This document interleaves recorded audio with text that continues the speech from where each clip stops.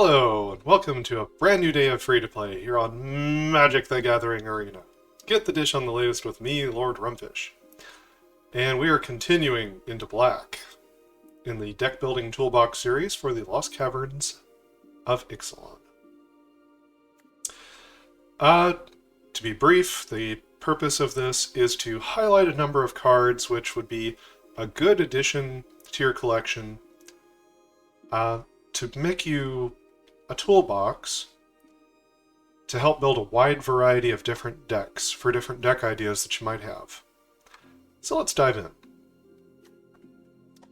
Deadweight is an interesting card. We've already got this effect in Standard. It goes by the name of Disfigure, and it's at instant speed. Right? It's an instant. So why would you play Deadweight? Well, there are cards which can specifically fetch up auras out of your deck or out of your graveyard. There are cards that care about permanence specifically. Whether you're milling them, whether they're going to the graveyard, right? The new Descend mechanic cares about permanent cards hitting your graveyard.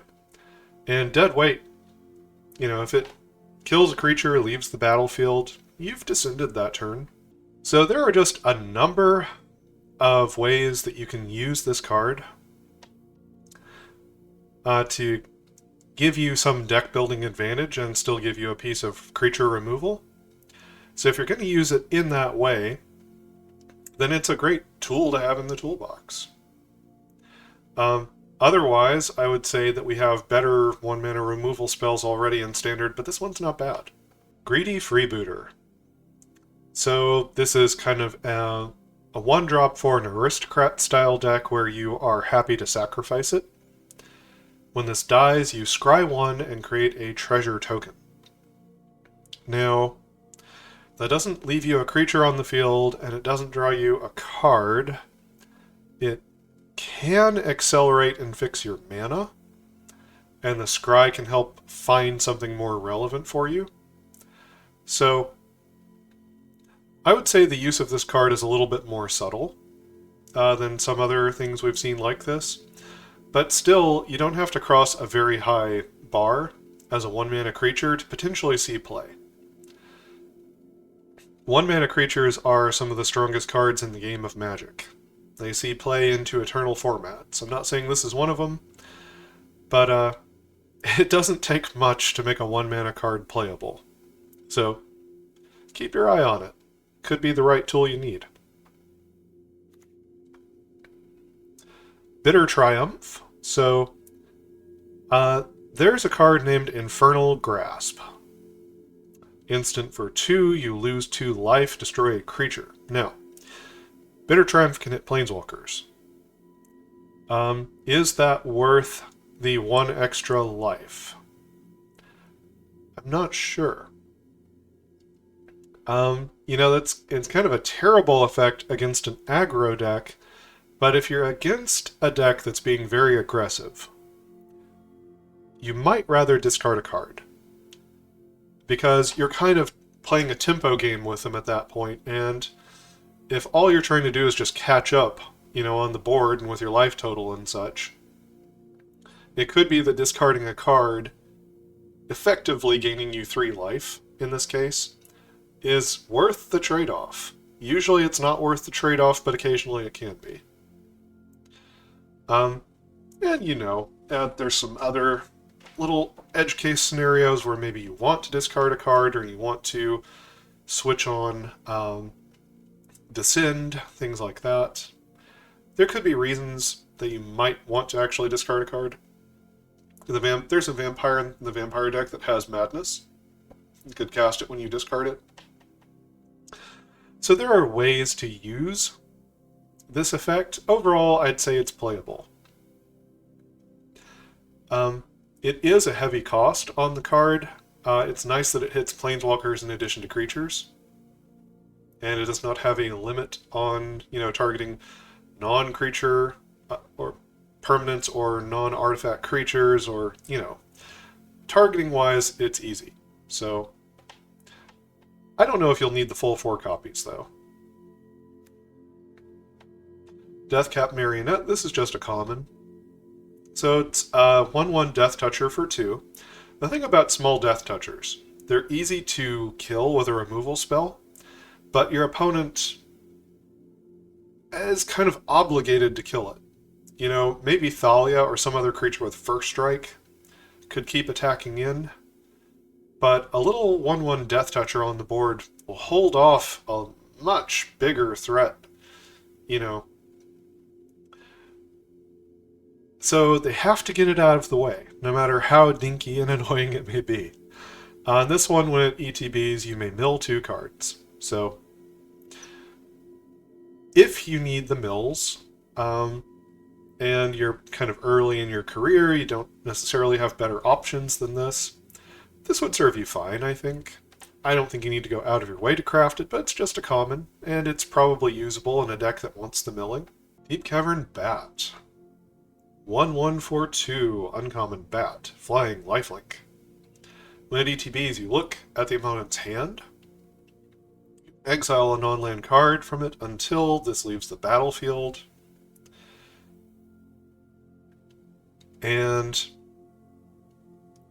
basically this is not a bad deal. There was, like a pirate freebooter or something in the original Ixalan. It was like a 1/2 flyer for 2 that did this kind of effect. Unfortunately, they can get the card back, but the fact that this has lifelink means that it does a reasonable job of racing with the opponent. It has a pretty relevant game effect. All the way around, I think this card is playable, and I think you could probably get some mileage out of it. I don't love cards that give the opponent something back later, but you can definitely disrupt their tempo with a play like this. You can take them off the curve that they wanted to curve into, and that could make all the difference. Plus, you get the knowledge of seeing what's in their hand. That's kind of cool. Fanatical Offering, 2 mana, instant common. As an additional cost, cast the spell, sacrifice an artifact or a creature, draw 2 cards, and create a map token. So this is kind of neat. I actually liked a stupid sorcery for 3 mana back in Innistrad, where you, I think, draw 2 cards, lose 2 life, and you make a blood token. That card is kind of like a draw 3, discard 1 that you get to choose when you spend the 1 mana for the blood token, or you can use it as an artifact. I actually liked that stupid card. Didn't find room for it in decks very often, but this plays nicely into an aristocrats type build. If you've got things like the freebooter hanging around, or other little value creatures you don't mind sacrificing. It puts more material on the board for you, so if you have multiple Fanatical Offerings, you could sack the map token, for example. It could give you fuel for another copy of this card in your deck. That's a pretty good synergy. Or you could draw 2 cards, and then the map token might get you another card draw, right, of a land.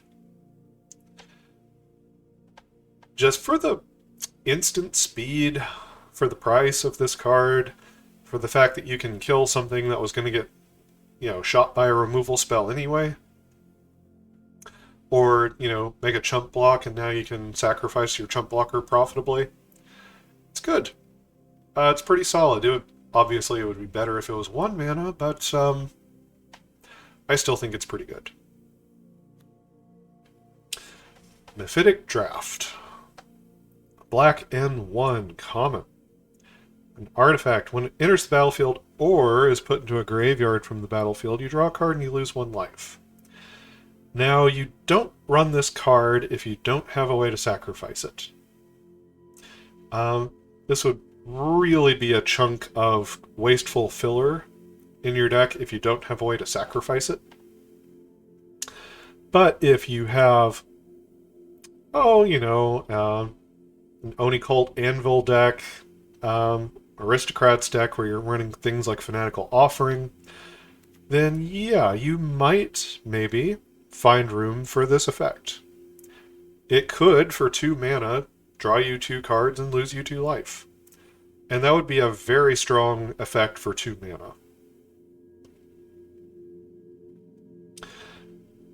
Plus, you know, you got the benefit of an artifact cycling in and out of the battlefield. Maybe you're making tokens off your Oni Cold Anvil. You can get additional synergies that pop up in the process.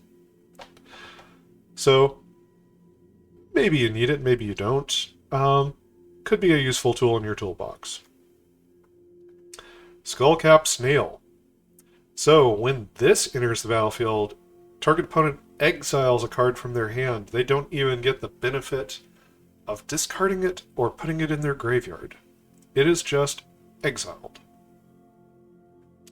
Now, you do not get flying and lifelink when you do this, compared to the Deep Cavern Bat. But there is no muss, no fuss. They do not get the card back ever. It's exiled. It's gone. These kinds of effects are going to appeal to probably different players. You could run the snail and the bat both in a discard deck. You could. But I think most people probably would choose one or the other.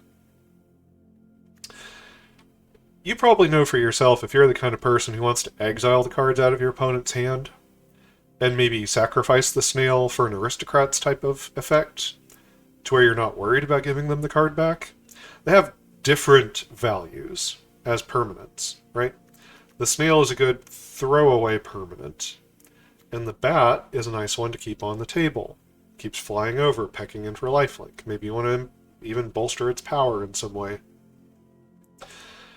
The snail got rid of something of your opponent's forever. Now you're free to sacrifice it to draw cards, do a chump block, whatever. They kind of are different tools for different decks a little bit. They could be tools for the same deck, but overall, I like this effect. This is, you know, the same as many, many other creatures, just the new wrinkle with the snails that it exiles the card. And that does make it stronger. Tithing Blade. Sounds like a piece of equipment, but it's not. In fact, the art makes it look like a piece of equipment, but it's not. Black and 1. Common artifact. When this enters the battlefield, each opponent sacrifices a creature. So, this is a removal spell. It's not a great removal spell, but it counts. Sometimes sacrifice is amazing when the only creature they have out is something that has ward. Sometimes it's really weak when they've got some 1/1 tokens that they could get rid of. Either way, this kills something. Then you've got this artifact hanging out on the battlefield. You can craft it with a creature, which could be in play or in your graveyard for 5 mana. Flips into the Consuming Sepulcher, which at the beginning of your upkeep, each opponent loses 1 life and you gain 1 life. That is slow. I like what it's doing, but it's slow. That's at 5 mana, that's incredibly, incredibly slow.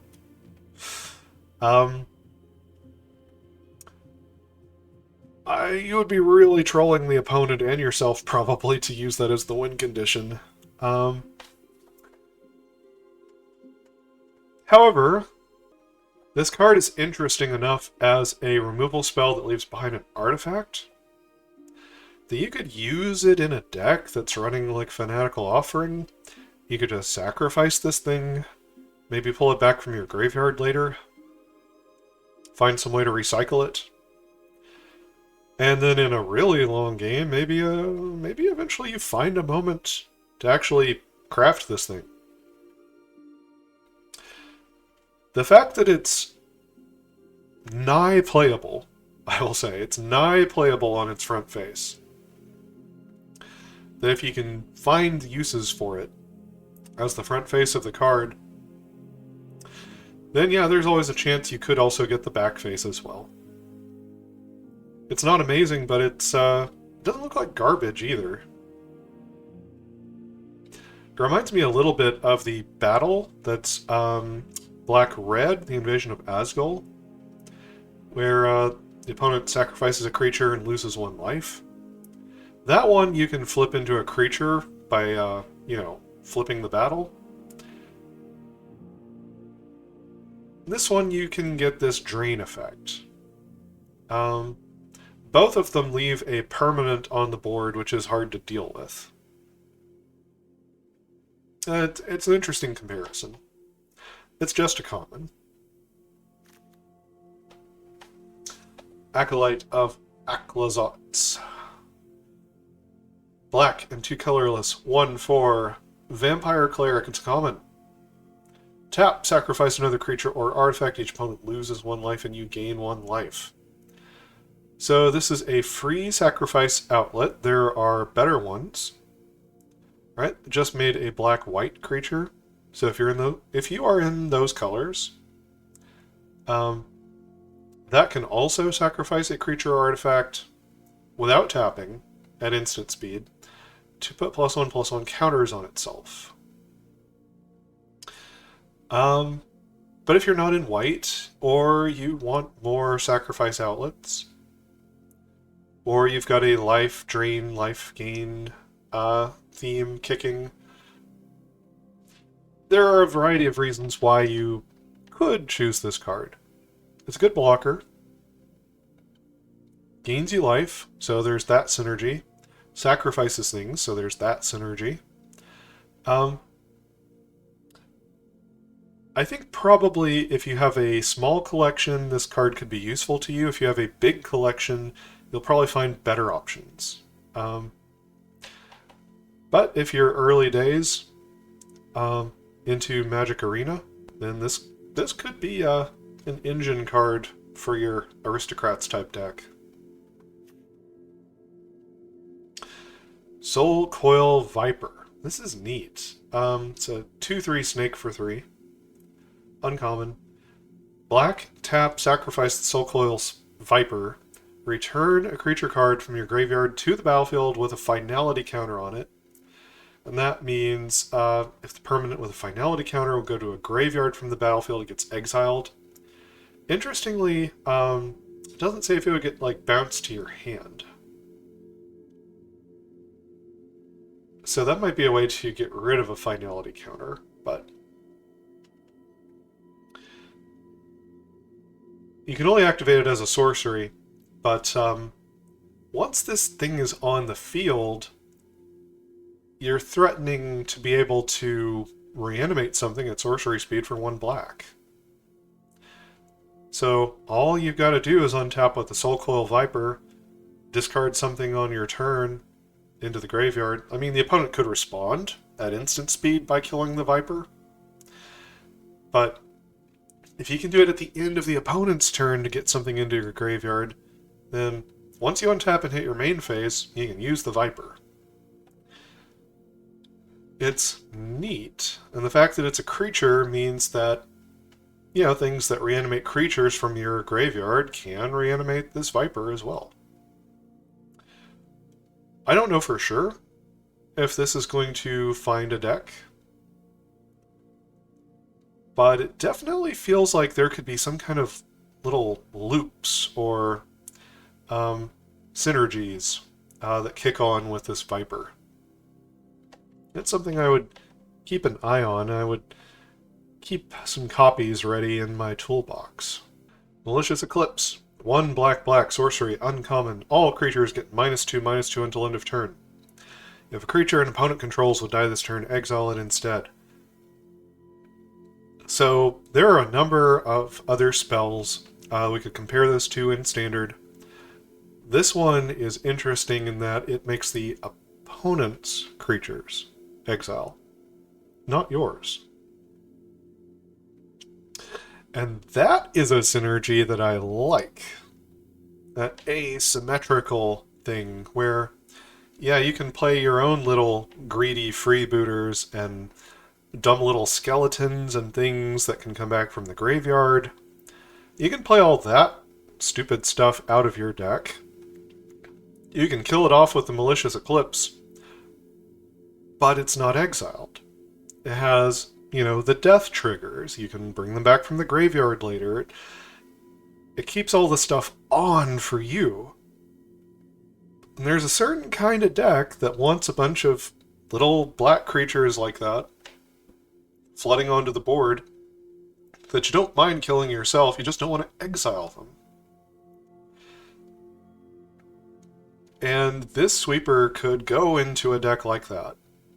It's also just not a bad option in general. It's kind of functionally slightly better than a couple of other similar cards. So if what you want or need in your deck is a little sweeper to help deal with aggro, this card's fine. Yeah, it's fine even without that asymmetrical thing I was talking about where it doesn't exile your creatures. So yeah, I think this is a pretty great tool for your toolbox. Chupacabra Echo. I remember the Chupacabras. I used them both. I had an Explorer deck that used the bad Chupacabra. I also used the good Chupacabra, a couple copies in the same deck. So this is a 3/2 for 4. 2 black, 2 colorless. Uncommon. Creature, Beast, Horror, Spirit. Okay. Fathomless Descent. When this enters the battlefield, target creature an opponent controls gets -X until end of turn, where X is the number of permanent cards in your graveyard. That could be quite a big number. If you've really been going after it, then it's likely that you could kill things like Italy. If you're really milling yourself. And the decks that want to do that kind of mill strategy want as many creatures in the deck as possible. So creatures that can act as removal spells are really good for that kind of deck. And I think that means that if you are going to build that deck, the Chupacabra Echo is going to be quite good in it. In a normal deck, I think this card would be fine. I think sometimes you would, be able to kill off an opponent's aggressive 2-drop or whatever, or 3-drop.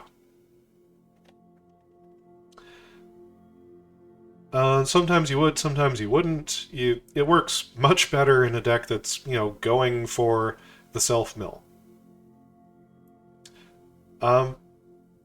I think it's a good tool for the toolbox. It's just, I don't think it goes in a wide variety of decks. I think there's a specific deck that would really love to have it. Ray of Ruin. The reason this is interesting to me is non-basic land. It's one of the options on here. 5-mana sorcery. It's a common. Exile target creature, vehicle, or non-basic land. Scry 1. So we've got a piece of land destruction at 5 mana. That's not a good price, but it's a better price than we've had. Now, I think you could rightfully argue that Field of Ruin, Demolition Field, and maybe even the new land from the set are better options for blowing up non-basics. You might be right.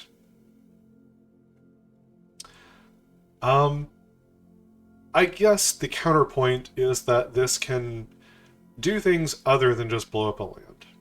You can exile their Atraxa, or, whatever, in addition to trying to hit a land. You get a Scry 1, which is not nearly as good as drawing a card, but I still find that Scries are valuable most of the time. It's probably too expensive at 5 mana. But if you're interested in land destruction, this is something to keep an eye on. If you're not doing it for the land destruction, it's not worth your time. But if you do want the land destruction, then it's a versatile piece of land destruction. Abyssal Gore Stalker, 6/6 for 6. When this ETBs, each player sacrifices 2 creatures. I kind of like it. So if you've got a deck that's pretty good at killing stuff already,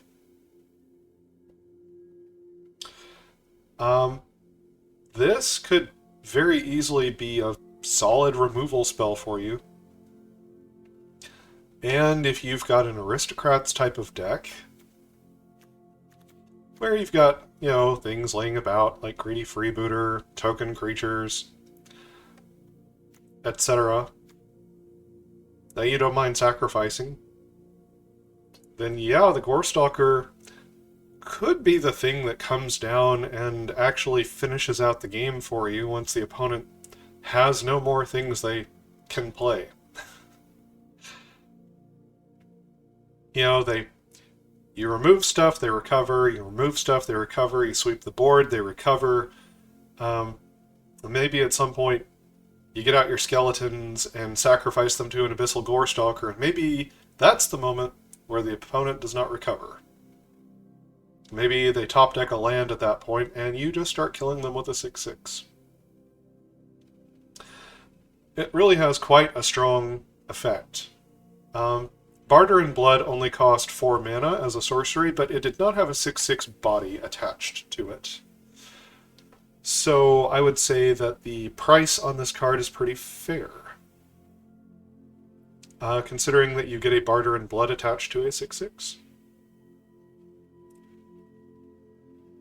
Something to keep in the toolbox, I think. Just a useful thing to maybe build around and throw into a deck at some point. Rampaging Spiketail, this is here because it does swamp cycling. When I was talking about white, I mentioned that there are lots of things that can fetch you a plains. There are not as many things in some of the other colors to fetch you a land. So in a black deck, there is a chance that you might, maybe, want a 2-mana play to go find yourself a swamp.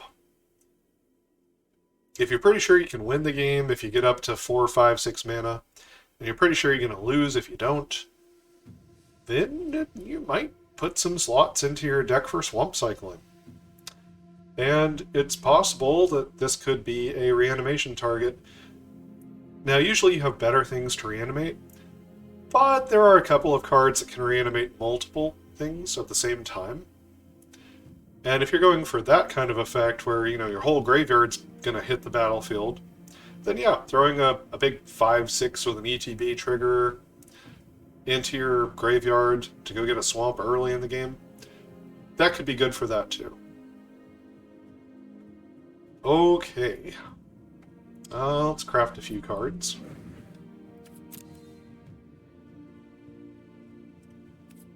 And next we'll go talk about the rares and mythics. Souls of the Lost.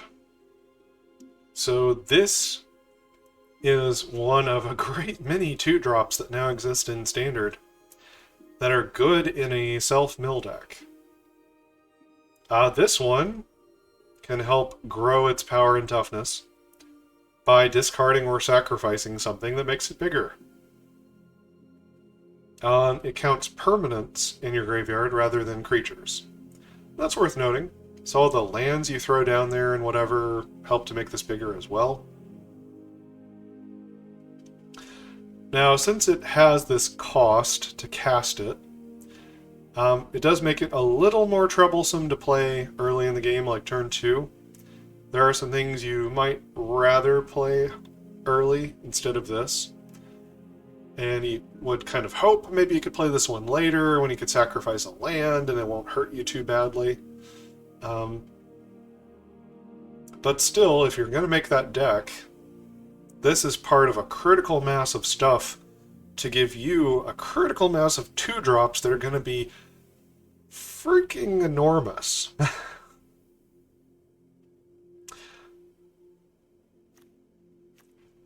So, as part of that toolbox of cards, I think it's worth having some. I don't know if you need all 4, If you like the idea of making that deck and making it more than 60 cards, then yeah, you probably need to go up to 4 copies, because you want to fill it out with all of the best copies of all of the most relevant stuff, if you're going up above 60 cards. Otherwise, if it's below 60 cards, it's kind of up to you to decide what the best mix of all of those options are in Standard, and what colors you're going to be. But this is a pretty good option. Tyrions Journal. Black and 1, rare, legendary artifact. Tap, sacrifice another artifact or creature, draw a card. Activate only as a sorcery. Now, that right there, just by itself, makes me like this card. You can only do it on your turn. It's not a combat trick. You can't do it in response to the opponent doing something else, but as long as you're being proactive about it, you can be sacrificing stuff and drawing yourself cards. And for example, there was the black artifact for 2. You draw a card and lose a life. You do it again if it goes to the graveyard. You can get down Tyrions Journal, and now you'll draw 2 cards when you sacrifice it.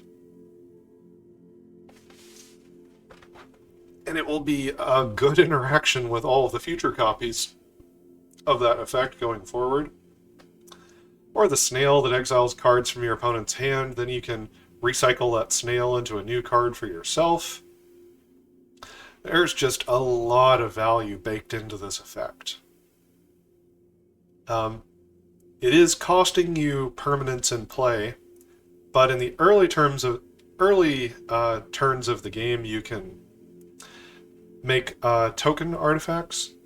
Again, this is another thing that would go great into an Onicult Anvil deck. The Onicult Anvil keeps putting out more 1/1 artifact creatures. This gives you a nice sacrifice outlet and keeps drawing you new fresh cards. There's all kinds of great uses for that first bit here. The card can also pay 2, tap, discard your hand, transform at instant speed.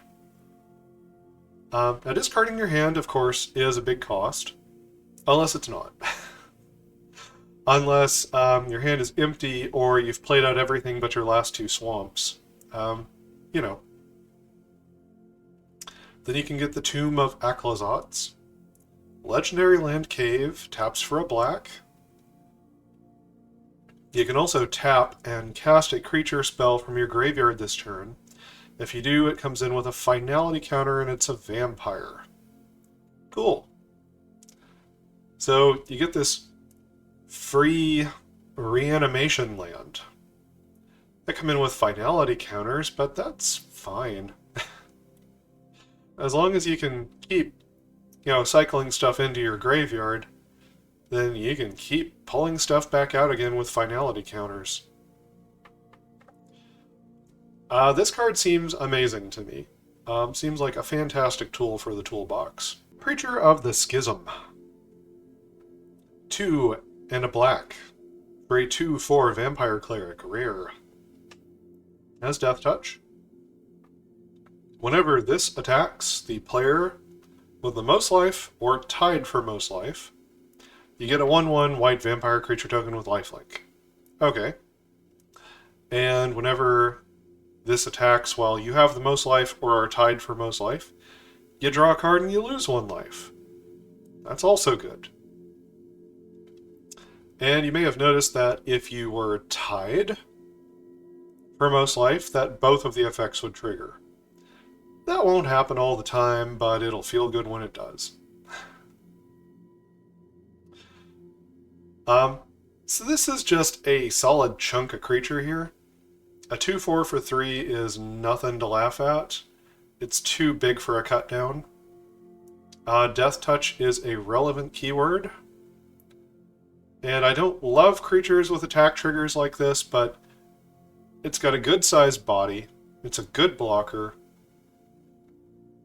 And if you're behind, it gets you lifelink creatures. Those are good chump blockers. If you're ahead, drawing cards is going to help you stay ahead.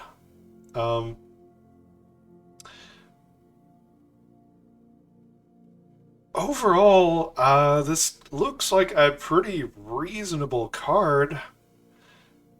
You know, if you're in a vampire deck, this probably is one of your nicer vampires to toss in. If you're not in a vampire deck, black is a wash in strong creatures at this point in Standard. You don't have to craft this one. I think it's fine. I think it's pretty good. I did a deck tech a while back all about Death Touch creatures. This would have been fine. This would have been a great creature to toss into the mix for that deck. So, yeah, the fact that it's such a good roadblock stop sign against an aggro player, and on top of that it has a good ability to attack, and useful things it does when it attacks.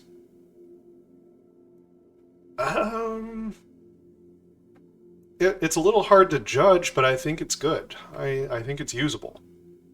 I don't think you have to go out of your way, but yeah, if you get this card, I think it's a good tool for the toolbox.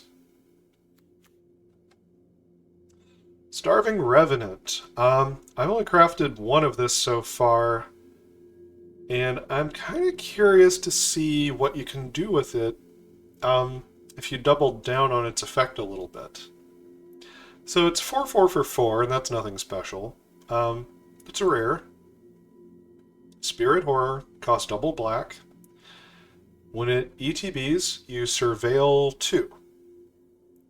So, look at the top 2 cards of your library. You can put them in your graveyard, you can put them back on top in any order. For each card you put on top, you draw a card and lose 3 life. Now, that right there is interesting to me. If you've been playing a kind of fishbowl game against control, this happens sometimes, where the control player is just kind of stalling the early game and they're planning on using a board sweeper against you. You could slam a Starving Revenant if they haven't been putting you under pressure. Draw 2 cards and lose 6 life and go to 14, and 14 is still a fine life total. And then if they sweep the board, well, who cares? You already drew extra cards off the Starving Revenant. But there's this whole other angle of attack with Descend 8. So if there are 8 or more permanent cards in your graveyard, then whenever you draw a card, target opponent loses 1 life and you gain 1 life. So it's got a little mini Sholdred thing that it's doing there when you descend. Descend 8 is a pretty high number, but if your deck is,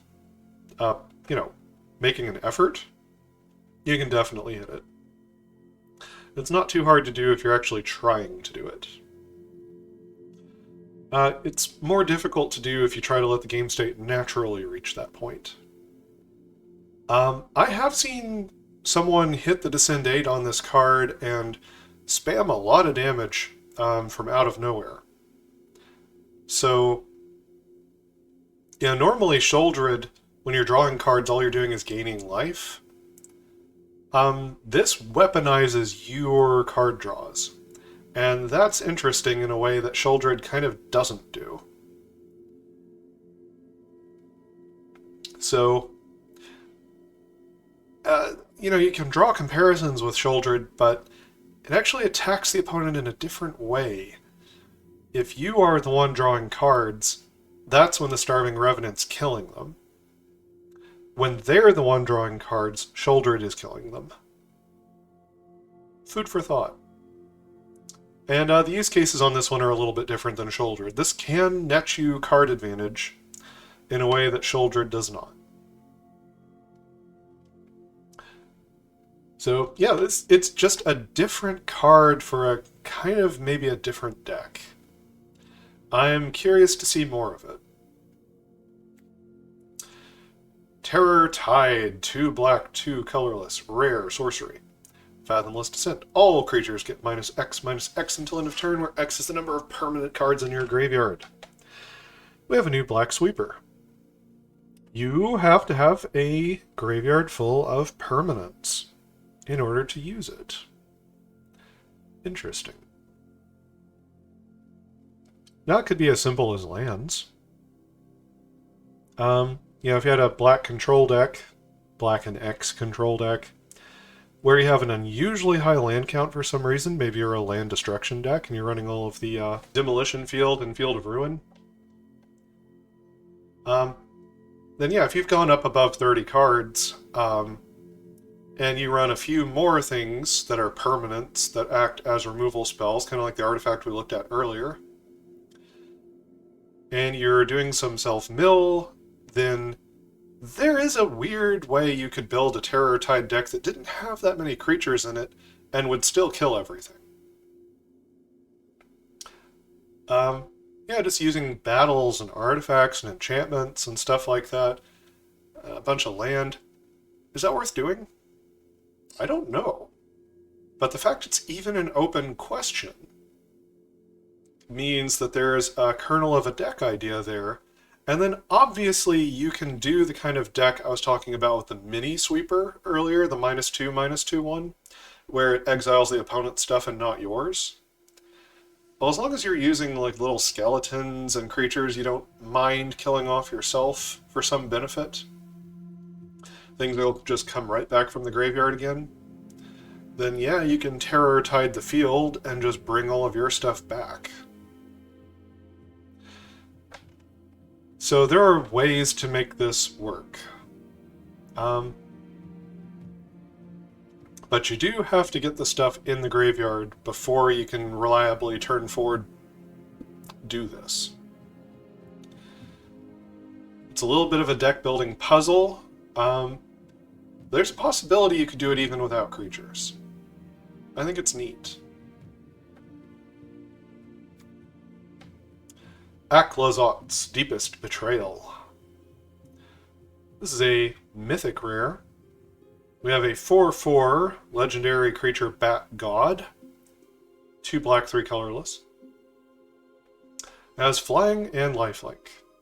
So, right away it's a relevant body on the field. If the opponent can't move it out of their way, it would trade very well in combat against an aggressive deck, gains you life in the process. That's not something they want to run headlong into. So it could stabilize you. Whenever this attacks, each opponent discards a card. That's good. For each opponent who can't, you draw a card. Okay, that's also good. So if they have a card, you don't get the card draw. But if they don't have any cards, then yeah, you can draw cards when it attacks. That's definitely handy. Whenever an opponent discards a land card, you get a bat. A black bat creature token with flying. Alright, now we're getting chump blockers here, and flying evasive threats. When this dies, return it to the battlefield tapped and transformed under its owner's control. So, it even has a way of dealing with death. You get this tapped Temple of the Dead when it dies. It's a land, it's not legendary, interestingly enough. Taps for a black. You can pay black to tap, transform it back into Aklazot's.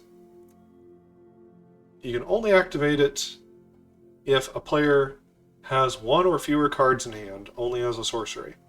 Now, that could be you or the opponent. And if you've been making them discard, it's probably the opponent that's out of cards. But you could also engineer a situation where you are out of cards. Now, it's worth noting there's a lot of transforming cards in this set, so I think it's good to pay attention to whether they'll be tapped or not. This one will be tapped, right? So, when it dies, it specifically says it returns tapped and transformed. And then when you pay 3 and tap it, it's already tapped, when you transform it. It doesn't exile and come back. So in both cases, when it transforms, it will be tapped. It's just good to know the mechanics in this case. Don't get surprised. Overall, this looks usable. I don't love things that have attack triggers. I do love giant flying lifelinkers. Giant flying lifelinkers are fun. This one can evade death by turning into a land. And it's not that impossible to change it back into a creature again. So, it's not a do-nothing card, right? It impacts the board. If it dies, it leaves behind mana ramp. And it's not crazy to think that you could turn it back into the creature again. So, it looks pretty good. Yeah, I like it. Question of how many 5-drops that are legendary that you need in a deck is, you know, open question. Having 1 or 2 in the toolbox seems pretty good, though. Finally, I'm going to end on the Bringer of the Last Gift. This is a rare. It's 8 mana, 2 black and 6 colorless, for a 6/6 vampire demon with flying. So it's big, but it's not as big as it could be for 8 mana. When this enters the battlefield, if you cast it, each player sacrifices all other creatures they control. Then each player returns all creature cards from their graveyard that weren't put there this way to the battlefield. So, there's a couple of cards we have in Standard now that can reanimate your graveyard. This is one of them. There's also the one from Wilds of Eldraine.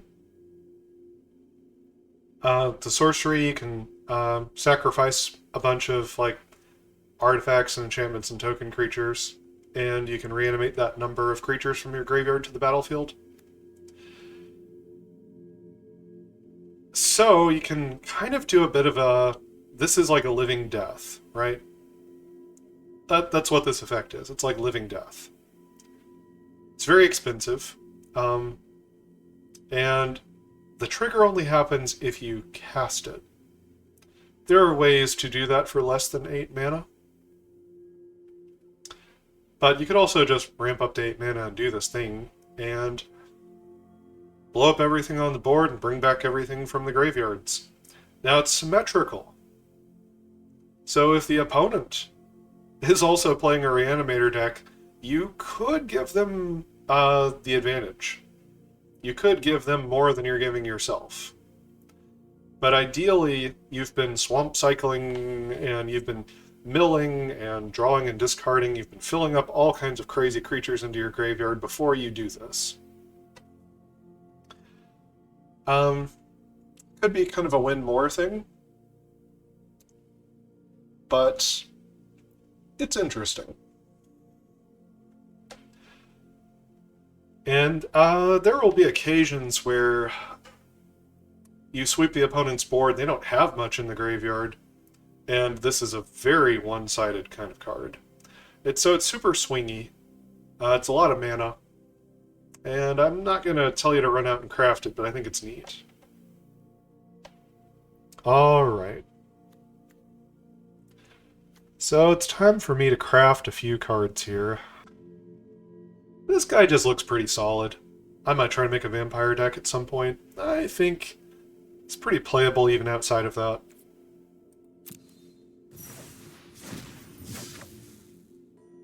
I already have 2 copies of Tyrions Journal.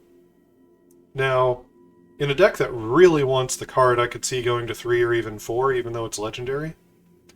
But I'm also curious about Starving Revenant. I've only got 1 copy right now, so I would like to see what this can do. I just have a good feeling about it. I've seen 1 or 2 opponents use this to good effect. I'm hoping I can engineer something myself. Yeah, I'm going to do 3 rares today. I like to pick up the different sweepers that are in the format to test them out. So I'm going to pick up Terror Tide and see maybe somewhere down the line if I can make some sort of a mill control deck. Sounds a little crazy. I mean like a self-mill control deck, not like an opponent mill control deck. We'll see. We'll see. I'm curious, though. And we've got Aclazots. There is the Bloodletter of Aclazots, which I didn't cover today. That's because it has 3 black pips in its mana cost. Between that and it being a mythic rare, I like to be a little cautious and advise you, when you're building the toolbox, to have the cards that have the widest application across the most different decks, and 3 black pips is pretty demanding. It is a good mythic. Don't get me wrong, I've died to it, but that's why I didn't mention it in this particular guide. I'm going to craft a second copy of Aclazots today. I think it's neat, the presence this has on the field, the fact that it turns into a land if it dies. It's not hard to get it back. It's got a neat attack trigger. Yeah, there's enough going on here. I'm curious.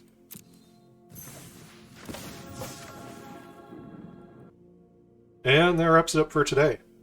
So, join me next time when I will be diving into Red in the new set here. And we'll see what Red has to offer the toolbox for us. Please, do the YouTube stuff, liking and subscribing, all that jazz. Helps out the channel. Especially watching my other videos. And until then, never stop honing your critical thinking and empathy.